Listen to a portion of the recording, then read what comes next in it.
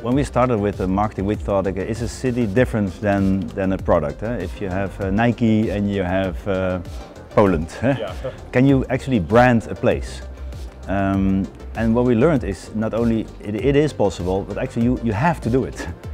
Kotler once said it's actually a must do, because we live now in times of economic competition, and so there's a war on talent going on.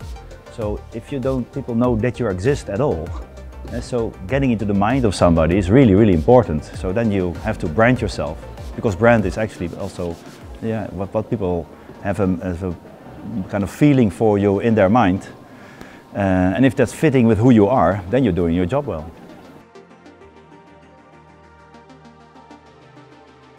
Yeah, the starting point for Eindhoven was actually then after the economic crisis in 2008, after say Lehman Brothers, and we thought, okay, we were hurt by that, because we're very much high-tech hardware region.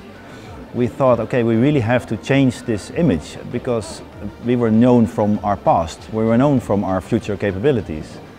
And people actually, you go into competition with Boston, you go in competition with Helsinki, with Munich, etc. So what is then Eindhoven if you're actually a really small town with 230,000 people? And then I say a Brainport region, which is 750,000 people. But you compete with London, you compete with far bigger states. So this start point was actually people should know that we are there and make people kind of curious about what we had to offer to the world. Now, I think for us the key strategy part was to make it open source. And so maybe the difference if working for Nike than working for a place is that you also have your citizens and the people that live in your city, and you have to involve them. It's a co-creation process. So if you give top-down, tell them, this is your new identity, they will not understand. If they kind of are the basis of the identity, then they feel proud, because then you get civic pride, and they will start using the brand because they kind of live it, and because they're also the starting point of that. So for us it was really the point of turning it into a project, a city, let's say, wide project, very much broadly supported by citizens and companies and institutions, to make a really strong, focused strategy. And this focus really helped us now for 7 years through our work.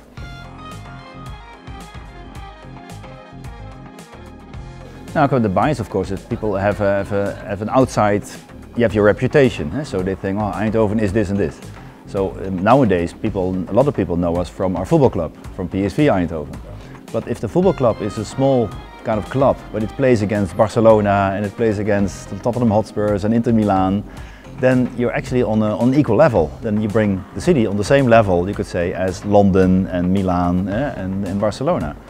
And actually what people thought and liked, it's not about your size, it's about your ambition. It's like the small dog barking to the big dog. And the small dog doesn't know it's small, it just sees another dog and has an opinion.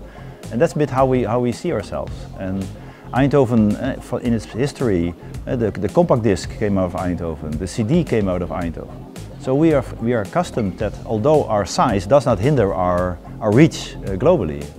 So that actually created, yes, there's a bias, why should you do it? Why do you want to compete with the big ones? But you have to, because it's the only way forward.